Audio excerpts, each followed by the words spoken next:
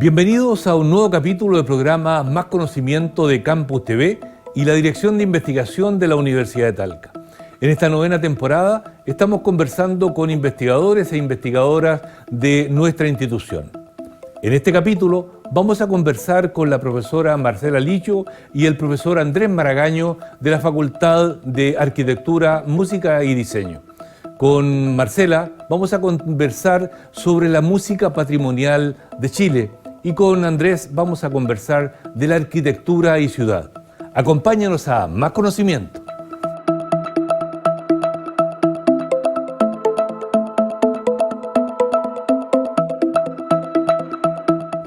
Ya decíamos en la introducción que vamos a conversar con la profesora Marcela Lillo de la Facultad de Arquitectura, Música y Diseño de la Universidad de Talca.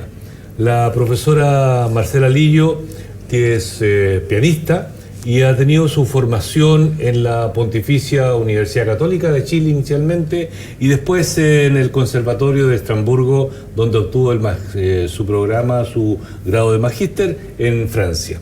Bienvenida, Marcela, a esta conversación sobre piano y otras músicas. Muchísimas gracias por la invitación.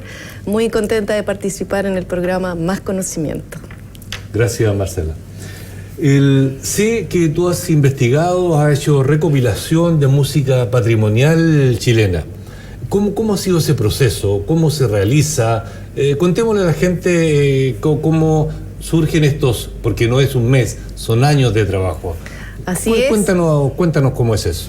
Así es, llevo ya más de 10 años. Esta es una parte importante, un camino que busqué a través de la interpretación, de la investigación y la búsqueda de partituras. Y todo comienza de una manera muy familiar. ¿Cómo es eso de muy familiar?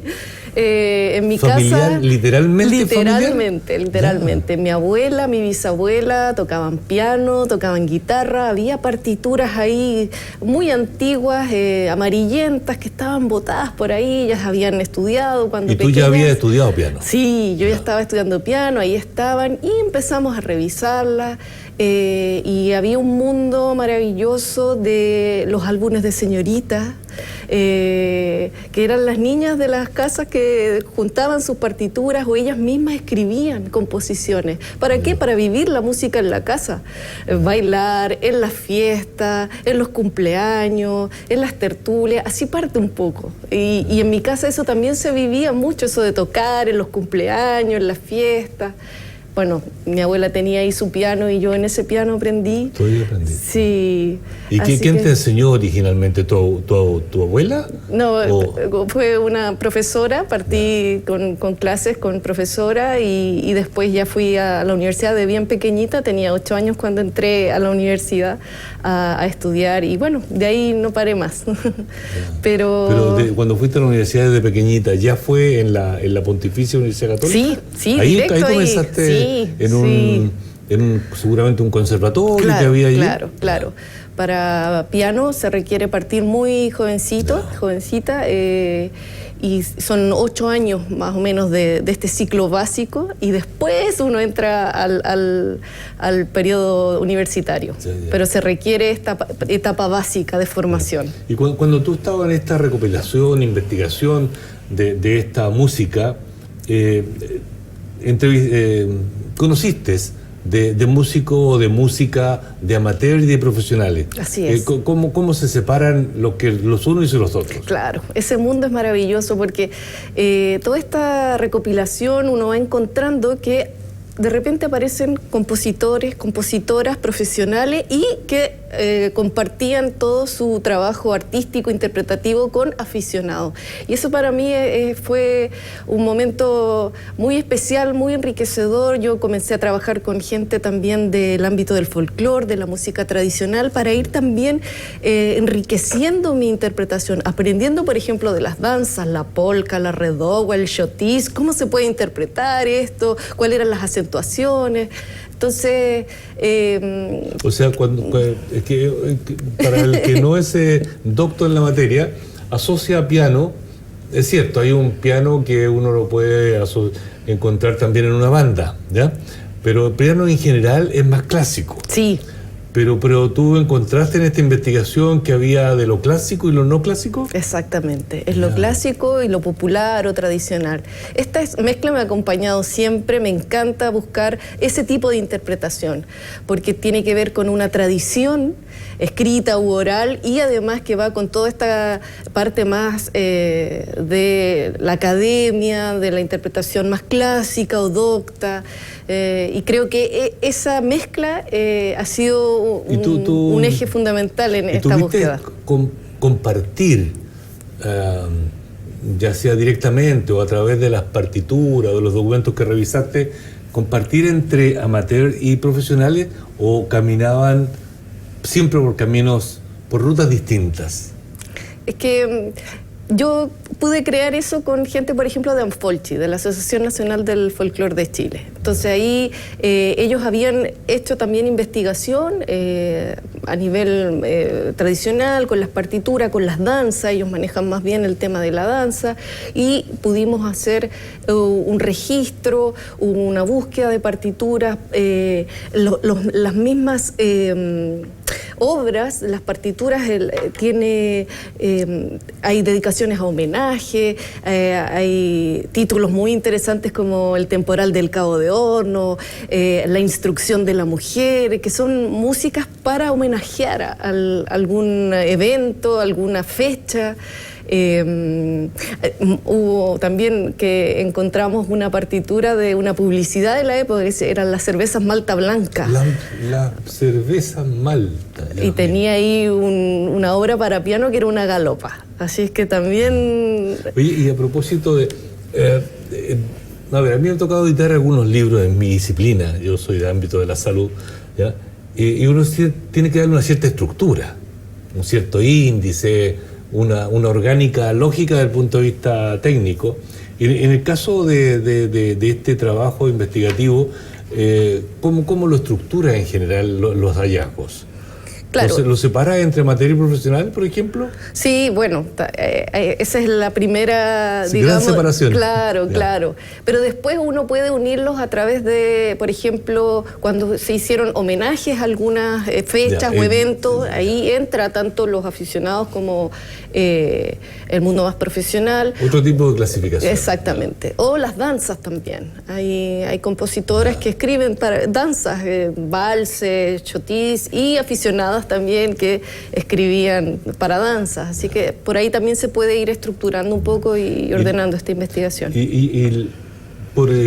propósito de los posibles resultados de todo este trabajo de años, tú editaste un disco, Souvenir por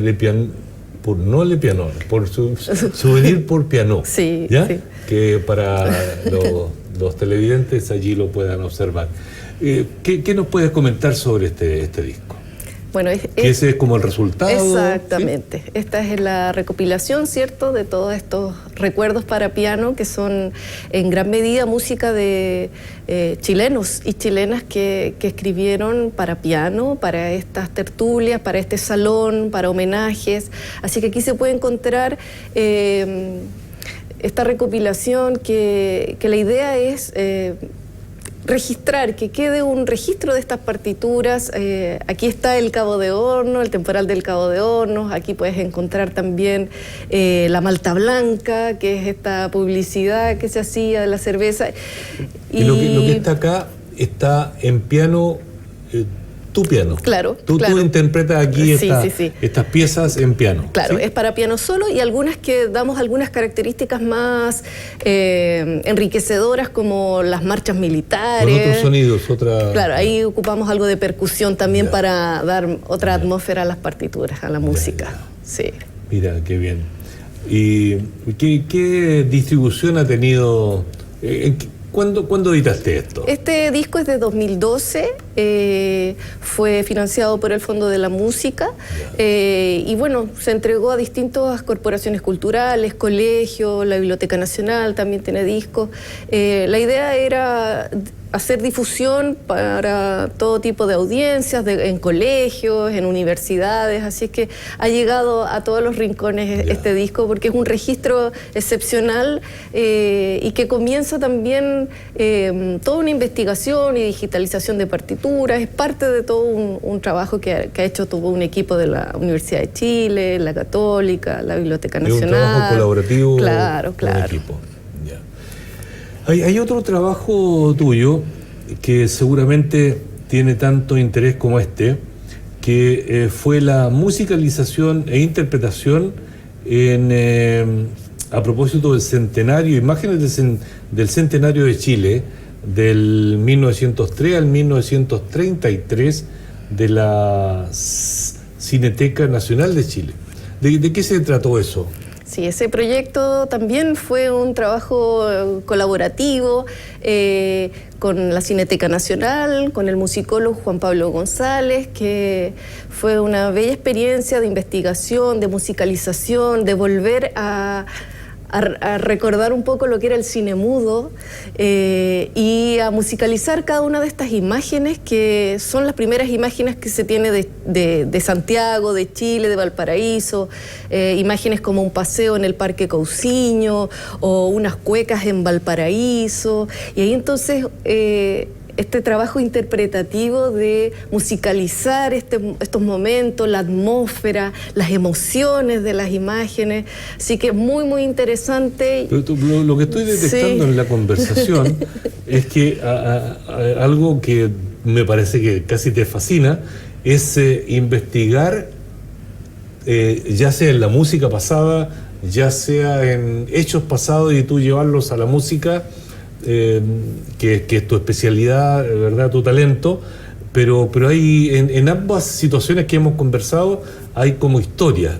Tú te metes en esa historia y la musicalizas de alguna manera. Exactamente, ¿sí? Esa es la idea. Ya. Es buscar esa interpretación histórica, podríamos decir, que la música se vivía ahí en el cine, que estaba pasando ahí, que se improvisaba de acuerdo a lo que iba pasando en las imágenes. Así que, no, muy, muy significativo, muy enriquecedor, y como intérprete también pude desarrollar otras habilidades también que tenía que ver con juntar esto de la emoción, la atmósfera. Muy, muy, muy entretenido. Sí. Claro, el trabajo en equipo con otros especialistas se va creciendo, no hay duda, ¿verdad? Así es. O sea, y a propósito de que la tendencia actual, que para algunos no les es cómoda, debo decirlo, que es, en general, es más cómodo para la mayor parte de las personas en distintos ámbitos de la investigación trabajar en lo disciplinario, pero lo interdisciplinario es un mundo al cual tenemos que avanzar, para el cual a algunos les es incómodo, pero yo creo, y por lo que veo en el caso tuyo te es cómodo y te gusta, creo que es una tendencia de los tiempos actuales y que vienen. Hay que interactuar con otras disciplinas porque se pasa de un escalón de la escala a otro peldaño en realidad, ¿ya? Así que bien, te felicito por ir avanzando en eso. Sí. Hay otro ámbito, Marcela, que me gustaría abordar, es que tú has participado en la dirección artística con los ciclos de mujeres de la música, y eso, ¿de qué se ha tratado? Porque me imagino que de alguna manera apunta también a visibilizar la presencia de mujeres en la música. ¿Ya? Así es. ¿Solamente en el piano o en la música en general? En la música en general, ya. Sí. Como te comentaba, en esta investigación de partituras, de recopilación, hay mucho de mujeres, compositoras, aficionadas, intérpretes. Por ahí también comienza mi interés de buscar de cuál era el tipo de estilo, repertorio que buscaban, y tuve la oportunidad aquí en la Universidad de Talca de crear este ciclo de mujeres en la música, que ya hemos tenido 3 versiones. La primera versión estuvo dedicada al piano en 2019, donde partimos por casa. Claro. Y ahí pudimos compartir con distintas pianistas chilenas. ¿Pianistas a lo largo de Chile? A lo largo de Chile. Voy a decirlo, en otros ámbitos, desconozco el tema de la música, pero casi apostaría que se da también. Hay concentración en la metrópoli, ¿no? Sí, claro, claro que sí. pero cada vez menos. ¿Sí? Sí, sí, cada vez menos. Pero claro, porque en Santiago estaban las principales escuelas de piano, entonces... Sí, bueno, naturalmente, claro. Pero tuvimos la oportunidad de invitar a una pianista de Valdivia, muy interesante su exposición. La idea era traer interpretación y alguna otra disciplina o área interpretativa o artística. Entonces ella trajo también todo lo que es pedagogía en piano. También invitamos a profesoras de Santiago, donde pudieron dar a conocer interpretación y análisis musical, interpretación y composición.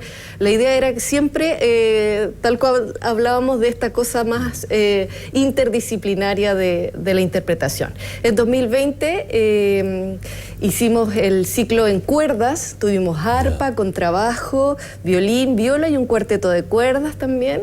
Y siempre mujeres. Siempre mujeres, y en 2021 hicimos un homenaje a compositoras.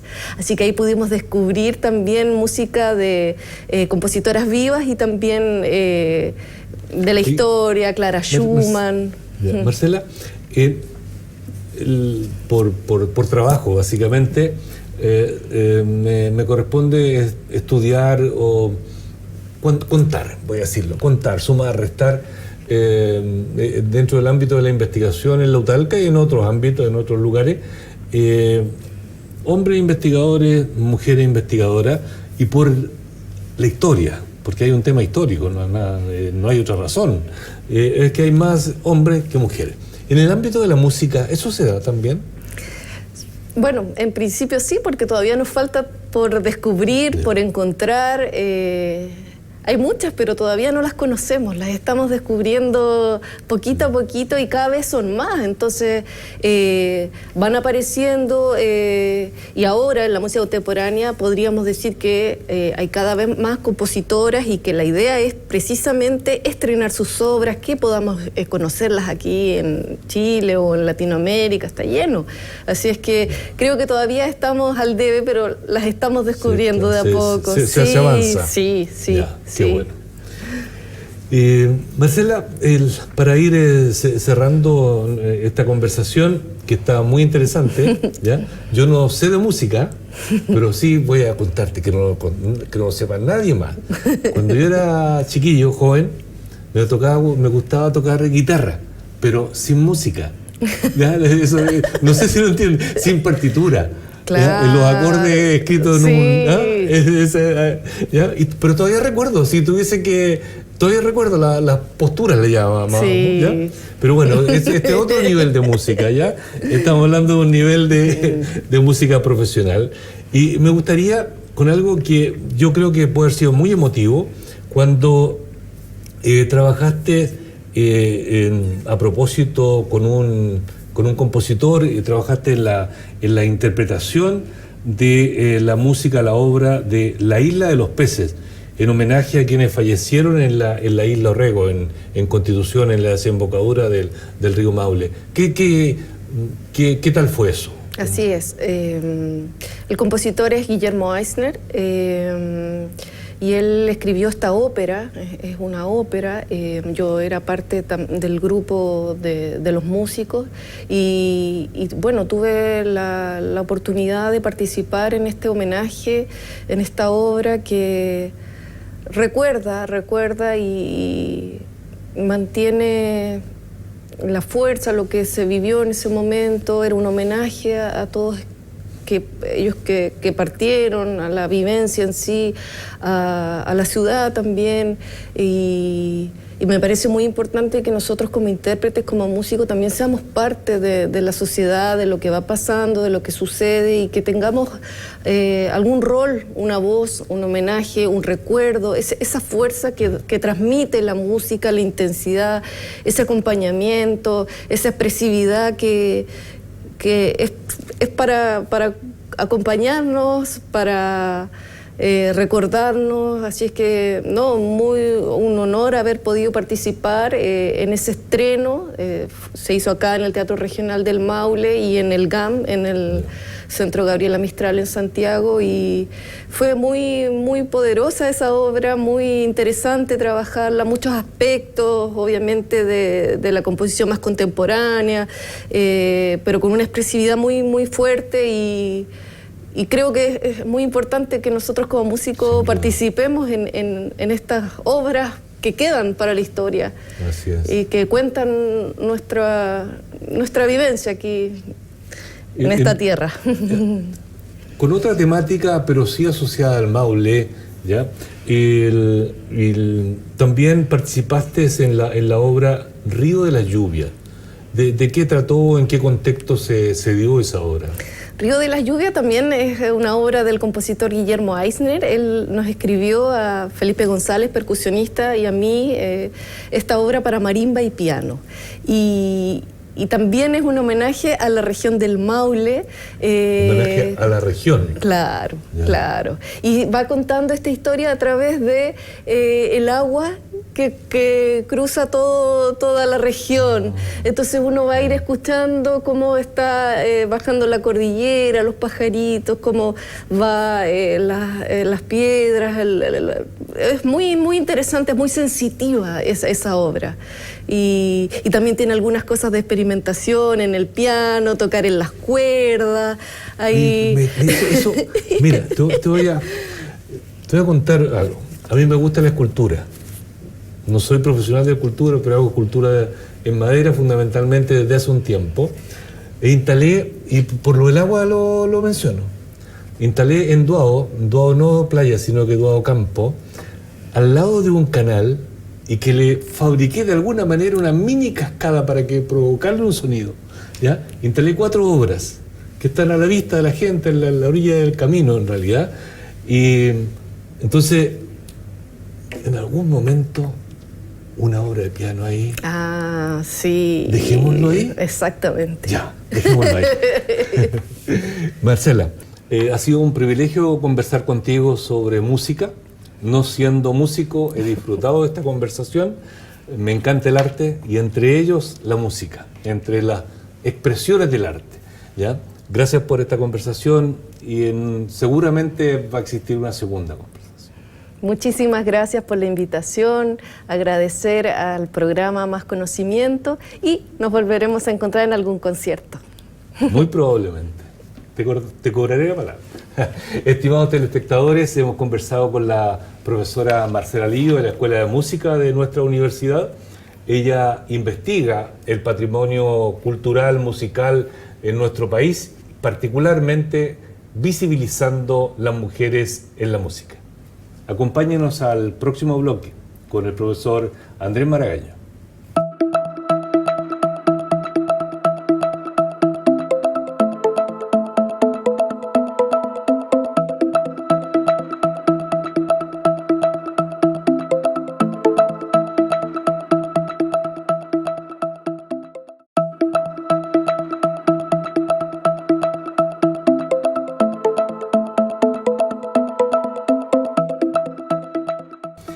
En este bloque vamos a conversar con el profesor Andrés Maragaño. Él es arquitecto y decano de la Facultad de Arquitectura, Música y Diseño de la Universidad de Talca. Gracias, Andrés, por aceptar nuestra invitación. Gracias por la invitación. Y Andrés, en tu facultad, en tu calidad de decano, pero también de profesor, existen 3 ámbitos, 3 macrodisciplinas, lo cual la hace muy, muy interesante, muy interdisciplinaria. En el bloque anterior conversábamos con la profesora Marcela Lillo, de ámbito de la música, del piano, de la historia. En el caso tuyo, me gustaría que abordáramos este tema de la arquitectura, ciudad, este libro de la cárcel, reconstrucción de ciudades intermedias del siglo XXI. ¿Cómo va eso? ¿Cómo se gesta? Cuéntanos un poquito la historia de eso. Sí, bueno, en rigor los productos, ¿no? que resultan en la facultad, el trabajo que hay detrás de ellos, tiene que ver también con el encadenamiento de una serie de cosas, no son en sí mismos solamente, o tienen su importancia en sí mismos. Por ejemplo, el libro de reconstrucciones de ciudades intermedias tenía que ver con una reflexión sobre cómo hemos ido reconstruyendo nuestras ciudades. Quizás ya el terremoto del 2010 lo hemos olvidado un poco, pero es importante para la academia generar ciertas reflexiones en torno a cómo construimos nuestro medio habitado, ¿no? Entonces, siempre con una perspectiva temporal. Este libro lo trabajamos con la Universidad de Chile, con la Facultad de Arquitectura, Urbanismo y Geografía de la Universidad de Chile, más 2 profesores invitados de afuera que habían tenido también una investigación importante sobre terremotos y reconstrucción en el mundo. Y logramos hacer una reflexión, creo yo, que fue una reflexión un tanto crítica, pero también en términos de pensar qué hemos hecho, cómo lo hicimos y qué podemos mejorar en el futuro, obviamente. Pero fue muy bonito recibir mucha información de distintos colegas de distintas universidades que habían trabajado el tema de las catástrofes, de los riesgos y, por cierto, de las reconstrucciones. Este libro tenía invitados, me refiero, no fue un solo autor, sino que fue un libro colaborativo. Sí. Hay y eso es interesante también porque durante los últimos 30 años creo que en esta sociedad que se ha ido construyendo en el tiempo, ¿no es cierto?, ha aparecido la competencia como un espacio importante, ¿no?, como un espacio de desarrollo, sobre todo en las áreas de las industrias. Pero en las áreas de las universidades, las áreas reflexivas, creo yo, la colaboración es muy importante, y este libro fue pura colaboración. Fue juntar ideas tras ideas, fue escribir en conjunto algunos textos. Me parece que en ese sentido se enriqueció.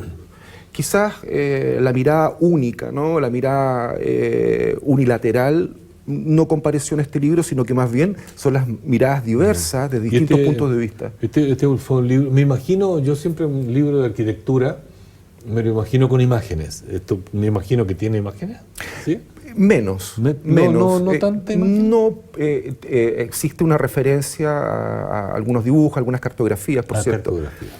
Pero es un libro que más bien habla de procesos que mezcla la visualidad y los discursos, ¿no?, que mezcla lo que se planteó como idea de reconstrucción y lo que finalmente se reconstruyó, o cuáles fueron las secuelas de esas reconstrucciones, cuáles fueron lo que finalmente quedó a partir de cada una de ellas. Y a tu juicio, ¿cuál ha sido, y voy a atreverme a decir también será, la participación de la Escuela de Arquitectura de nuestra universidad en el desarrollo, voy a decir arquitectónico, y si estoy equivocado en el concepto tú me lo corriges, de arquitectónico regional al menos? Sí, bueno, hay hartas aristas. La arquitectura tiene una serie de escalas de trabajo disciplinares que están más o menos constituidas a partir de sus posgrados, por ejemplo, donde uno ve escalas en la cual uno trabaja, ¿no?, permanentemente. Está la escala, digamos, 1 a 1, que es la corpórea, que es la obra de arquitectura propiamente tal, nosotros la que habitamos, la escala de vivienda, por así decirlo, o de espacio público. Y de alguna forma ahí la Escuela de Arquitectura más bien entiende ese desarrollo como un desarrollo territorial, o sea, hemos trabajado en proyectos a partir de los proyectos de titulación y las obras de titulación con muchos estudiantes en distintas partes del territorio, ¿no? La cordillera, el mar, el Valle Central o la Depresión Intermedia, con muchas comunidades, pero ahí la intervención es in situ.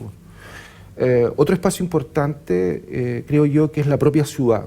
Y en ese sentido hay 2 cosas importantes. Una, la reflexión, que en el caso del libro que conversamos es un libro reflexivo. Y por otro lado también nos ha tocado participar, y eso lo hicimos tuvimos 2 años trabajando en el concurso de ideas para el sitio de la cárcel, ¿no?, de la ciudad de Talca. Ahí hay otra vocación, ¿no?, una vocación más urbana de la Escuela de Arquitectura, en la cual para construir una pequeña estrategia o una estrategia de ciudad, es decir, hay un sitio que está la cárcel, que esa cárcel construye una nueva, ¿no es cierto?, fuera de la ciudad, y este sitio queda vacante. Porque este sitio no lo readecuamos a los requerimientos de una ciudad como Talca, una ciudad que tiene 280.000 habitantes, ¿no es cierto?, con un requerimiento de espacio público, con una fragmentación muy importante de los servicios públicos, ¿sí? Uno para hacer un trámite hoy día en Talca tiene que ir a varias oficinas, no está concentrado. Y también con un planteamiento de cómo podemos mejorar nuestro centro histórico. Entonces, hacemos converger todas estos diagnósticos de la ciudad y proponemos hacer un concurso internacional de arquitectura, donde llegaron más de 300 propuestas, podamos asumir. Ese concurso era concurso de la Escuela de Arquitectura o un concurso que tenía que ver a nivel regional. No, o era un concurso que lo generó la escuela? Ahí, de nuevo, la colaboración, digamos. Por un lado está la Municipalidad de Talca, la Intendencia Regional, que tenían interés en este sitio, y nosotros aportamos la parte, digamos, del estudio, de qué hacer ahí, ¿no es cierto?, y cómo generar este concurso. Fue un concurso internacional, justo toma la pandemia, el concurso, ¿no es cierto?, lo teníamos que hacer obviamente presencial, pero la pandemia nos desbordó y fue interesante porque recibimos una cantidad de propuestas inéditas. Ningún concurso de arquitectura en Chile había recibido tantas propuestas. En esta nueva situación, ¿no es cierto?, logramos recibir una cantidad importante, lo cual también no es que el primer premio sea el proyecto que se va a construir, sino que lo que tenemos hoy día es un patrimonio de la ciudad en el cual hay 300 miradas de 300 equipos de todo el mundo 300. Que dicen, bueno, hagamos esto con el sitio. Oye, pero perdona la inquietud, en realidad. Las posibilidades eran que hay ahí voy a decir una manzana, ¿ya? No sé si arquitectónicamente se le llama manzana, ¿ya?, a ese espacio, a esa superficie, pero dentro de las bases era aprovechen la arquitectura que hay allí, o estaba la alternativa, borren todo eso y construyan otra cosa. ¿Estaban todas las alternativas en las bases abiertas? Sí, estaban todas las alternativas. Nosotros ahí se inserta un segundo libro que estamos trabajando, porque el primero va a ser una recopilación de todas las obras que llegaron, que es el libro de la cárcel, que lo estamos editando ahora, ya casi terminando, y es un libro que recogía de alguna manera el patrimonio que hay ahí, como el marco histórico o el marco de memoria de la cárcel, lo que ha significado. La cárcel de alguna u otra forma en el centro de la ciudad tiene 200 años, en sus distintas formas, ¿no? Cuando parte inicialmente en la Plaza de Armas y luego se deja enclavado finalmente entre la diagonal. No sabía que había partido en la Plaza de Armas. Ahí estuvo la primera cárcel. Mira. Bueno, y la cárcel como un hecho cívico, ¿no? También hay una estructura que hay detrás de eso, que es innegable. Y hay una historia muy interesante del marco de la cárcel. El libro también que construimos también es una colaboración entre varios historiadores y arquitectos, en el cual van contando esa historia que ha tenido la cárcel, ¿no? Esa historia que también han tenido los barrios populares en Talca, y toda una evolución, ¿no es cierto?, de la representación que ha existido en el centro de la ciudad, porque lo que estamos hablando finalmente es cómo rehabilitamos nuestro centro urbano. Pero, disculpa que te interrumpa, pero en algún momento ese espacio donde está la cárcel fue, si bien es cierto, está cerca de la plaza, pero claramente la ciudad creció hacia los 4 puntos cardinales. Sí. Antes estaba más periférico que ahora, por cierto. Sí, claro que sí. ¿Ya? Pero ¿estaba periférico propiamente tal respecto a lo que era Talca en ese momento? ¿O ya se pensó esto va a quedar al centro, va a quedar ahí? No, yo creo que lo pensaron en esa realidad primero periférica, pero como ocurre, como dices tú, los crecimientos de la ciudad, yo creo que la cárcel, después del terremoto de 1928, se vuelve centro. Lo digo ¿por qué? Porque después del terremoto del 28, que fue, digamos, una reconstrucción tan compleja como la que tuvimos en el 2010, en más o menos las mismas 600 manzanas que tiene, o 600, hectáreas que tiene el centro histórico, se construye la diagonal de Talca. Y la diagonal de Talca lo que hace en realidad es conectar la Plaza de Armas y el acceso a la Exposición Internacional Agrícola, o lo que conocimos después como la FITAL, ¿no es cierto? Antes del terremoto había la idea de todo, digamos, la producción y la industria, digamos, agrícola, de generar una feria internacional. La Diagonal finalmente termina conectando esa feria internacional, que después fue hecha en 1930, es decir, el futuro de la ciudad con la Plaza de Armas, ¿no? Futuro teórico, por así decirlo. ¿Dónde estaba el impulso, ¿no? El impulso de la agricultura, las puertas del acceso de esta exposición internacional. Agrícola, ¿no? Y en ese movimiento, en ese corte en el tejido de la ciudad, que era un damero, ¿no es cierto?, que era una cuadrícula como un tablero de ajedrez, en esa diagonal que corta ese tejido, conecta finalmente estos dos puntos estratégicos. Y ahí, en esa pasada, la cárcel, digamos, queda involucrada en el centro de la ciudad, ¿no? Ya no puede decir que es periferia, ¿no? Claro. Ya está dentro de los problemas de los cuales nosotros podríamos denominar el centro urbano. Así que la Diagonal surge en esa época. Después del terremoto del 28, claro que sí, es una aspiración. Ahí también hay otra visión. Las diagonales en general, como ya es un poco conocido, vienen de todo este mundo, ¿no? de la remodelación de París, de Haussmann. Vieron movimientos muy importantes desde el punto de vista económico también en las ciudades. París no solamente con sus diagonales construye una nueva economía, ¿no? Tú te puedes imaginar la cantidad de personas, los valores del suelo, una serie de nuevas economías que surgen a partir de esas diagonales, pero además tiene una visión estética. Por lo tanto, en ese momento, esta estructura de la diagonal que cae en Talca, o que se deja en Talca, porque el proyecto inicial eran 4 diagonales, 5 diagonales en realidad, que no se logran concretar por distintas razones. Y esas diagonales en la historia, en el proyecto original, ¿todas salían de la plaza? Todas salen de la plaza. Y otra diagonal, hay una quinta diagonal que es el acceso al Ircay hacia la Alameda. Mira. ¿No? Es la entrada, digamos, norte de Talca. Ahí está la otra propuesta. Pero lo importante es que esta visión es una visión académica de la ciudad. Una visión barroca del urbanismo. Entonces es una visión que se promueve desde la academia para poder mejorar las ciudades, rectificar el espacio urbano, que ya había sido elaborado de alguna forma con algunos planes de transformación de la ciudad, ensanchando la calle. Todo esto que lo que es, en realidad, es la disputa entre una ciudad colonial con una ciudad moderna. Ese es el discurso de progreso en esos momentos del 28. Es la transformación de esta ciudad homogénea, de adobe, de teja, ¿no? De fachada continua, en una visión, en ese momento, o en un discurso de lo que es lo contemporáneo, qué es lo moderno, qué es lo que trae luz a las ciudades, ¿no? Y estas diagonales que eran europeas, estos boulevards, ¿no? Finalmente recaen o llegan a Talca de alguna forma. Yo creo que muy inspirado en este mundo más docto, ¿no? Son imágenes de una Europa y de una... O sea, son diagonales que llegan a Talca, bueno, con una diagonal, son diagonales europeas. Sí. Hay hartos antecedentes, no solo está de Haussmann. Me imagino que la que tú nos mencionas en París, en Francia, me imagino que también está la Rambla en Barcelona. Sí, la Plaza del Popolo en Italia. O sea, hay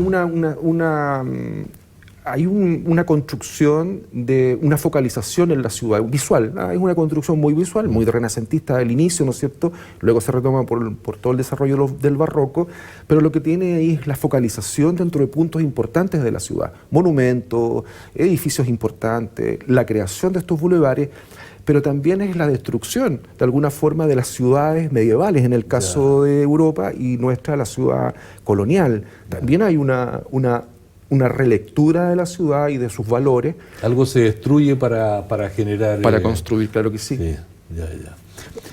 Andrés, en estos minutos que nos quedan de conversación, que está muy interesante, de hecho, desconocía parte de mi ciudad, así que eso ya lo torna interesante, para generar otras conversaciones a futuro. Pero no puedo dejar de plantear, porque tengo especial interés, en realidad lo reconozco, en estos trabajos de titulación, obras de titulación de los alumnos de arquitectura. Porque me he encontrado en el Maule con miradores y otras obras. ¿Cómo se genera eso? Por ahí supe que eran alrededor de 600 obras en la región. Sí. ¿Cubren toda la región? ¿Cubren Talca y alrededores? ¿Cómo va eso? ¿Por qué una obra está en un lugar determinado? Cuéntame algo de eso, por favor. Bueno, siguen siendo espacios académicos, ¿no? La obra en los distintos lugares donde fue posible construirla tienen todavía el espíritu, ¿no es cierto?, y la reflexión académica. Son tesis construidas o hipótesis construidas, por decirlo de alguna manera. Y se gestan en una idea de construir materialidades, de poder efectivamente desarrollar proyectos y que sean habitados y que sean también compartidos, ¿no? Y surgen dentro de la Escuela de Arquitectura, a lo menos, porque las otras escuelas también desarrollan proyectos que uno puede decir tienen una presencialidad, ¿no? Tienen una presencialidad en el territorio.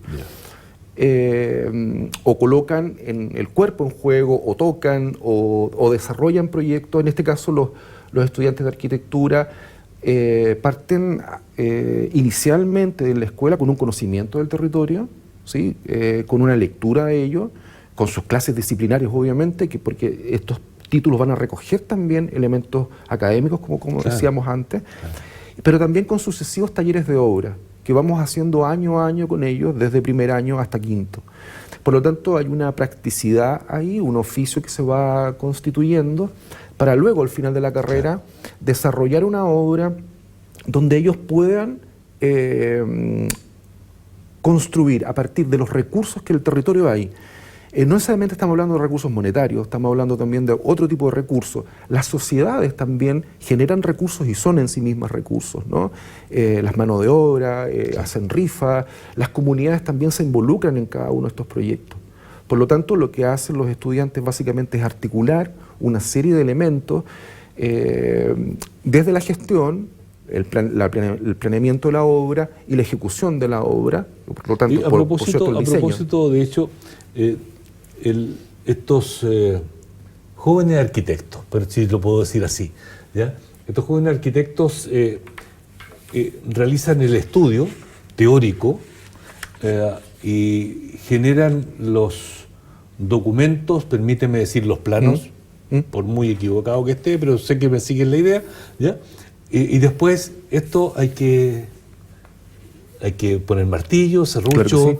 ¿Ellos también hacen algo de eso o contratan los servicios? No, tanto arquitectos como arquitectas, en general, yo te decía, tienen estos talleres de obra. Hay algunos que les gusta más, también tiene que ver un poco con las propias habilidades, claro, y las propias decisiones. La experiencia también. Algunos soldan de segundo año, porque o el padre es soldador, claro, o un tío, ¿no es cierto?, o ya han construido algo. Y generalmente nosotros tratamos de que construyan cosas antes. Esa relación entre la persona y la obra que desarrolla y el objeto que desarrolla es fundamental, ¿no? De alguna forma somos lo que reparamos o lo que construimos. Muchos de los estudiantes, no quiero decir todos, porque algunos seguramente pueden contratar, y también eso está muy bien, porque generalmente los arquitectos y las arquitectas tienen que contratar, ¿no es cierto? Pero es muy bonito también. Nosotros tenemos un taller de materiales importante también en la escuela, y es muy bonito también eso, el vínculo que ellos tienen con su propia obra. Muchos, si no el 100%, el 50% lo han hecho ellos. Y esas obras en el tiempo, ¿ya? En el tiempo se entregan a la comunidad, se entregan al municipio. De esas 600 obras, no sé si han tenido la oportunidad de, por alguna vía, revisitarlas o hacerle un seguimiento. ¿Quedan en el olvido o alguien se preocupa de ellas? Independientemente del desgaste natural que puede tener el tiempo. Sí. Bueno, lo primero y muy importante es que lo que conversábamos, yo decía, cuando llegamos a Talca y comenzamos a trabajar estos procesos en la escuela, estas obras nos abrieron cierto peregrinaje en el territorio, ¿no es cierto? Los profesores tuvieron que empezar a salir, ¿no?, a viajar, a conocer estos lugares, porque los estudiantes también cubrían un terreno importante, si no de estas tres regiones, ¿no? Yo creo tenemos títulos, yo creo que la región de O'Higgins hasta el Ñuble. Se va más allá del Maule. Va más allá del Maule y siempre digo yo con este sedentarismo que a veces tiene la academia, ¿no? Nosotros tuvimos que empezar a salir, a peregrinar, a conocer lugares, a reconocer esos territorios y ese paisaje. Yo creo que cuando uno mira las 600 obras, de alguna manera se adquirió un paisaje. Tienen algo estas obras que no es la obra que ha hecho el Estado o no es la obra que han hecho los privados. Tiene otro tipo de arquitectura. Y parece ser, en ese sentido, que en conjunto son muy interesantes de ver como un nuevo paisaje en la región. Son 600 obras que van recogiendo también, pero también van alterando o proponiendo cosas nuevas o haciendo cosas con la misma materialidad que existe en los lugares o que tradicionalmente existían y darle nuevas miradas, ¿no es cierto? Que los arquitectos y la arquitecta van conjurando o conjugando. Ahora, yo creo que en el punto, cuando teníamos, no sé, 100 obras, había una distancia importante entre las obras. Hoy día en las 600 empiezan a aparecer no solamente un punto sobre otro, sino que empiezan a aparecer unos recorridos. Entonces, en un recorrido, la cordillera de Curicó, por ejemplo, nos encontramos con 7 obras. Con varias obras. Entonces, han ido como construyendo recorridos. Y yo hoy día concuerdo, creo que con estas 600 ya son un tejido. Claro. Y ya uno puede decir que la presencia de la Escuela de Arquitectura en el territorio logra leer o visualizar o entregar una manera de entender. Y creo que una manera nueva de entender el territorio, por tanto, esta escuela no existía hace 23 o 24 años atrás. Por lo tanto, hay otra visión, una visión también, yo diría, de la academia, para colocarlo en términos, en esos términos. Muy interesante. Ahora, esas mismas obras de alumnos anteriores, estoy pensando en los nuevos, ese es material también de estudio para ellos seguramente, ¿no? Me pasa mucho en los talleres. De hecho, yo les digo a los chicos al revés, les digo, por favor, también busquen otras referencias, porque tienen de referencia a sus compañeros. Claro, las obras están ahí, son obras muy interesantes. Conversamos que ahora se han obtenido varios premios de los propios estudiantes. Por lo tanto, son obras que no solamente legibles por nosotros, sino que también por el resto de la comunidad internacional, digo yo, porque la disciplina tiene como toda disciplina, tiene una globalidad también. Y han sido premiados en varias partes, pero los estudiantes también tienen mucho cariño a lo que hacen sus compañeros y lo tienen como referencia. Tanto los talleres de obra que conversábamos en un inicio, como estas obras de título, para nosotros siguen siendo referentes de conversación, de diálogo con los estudiantes, de reflexión, por cierto. Ahí hay algo importante también.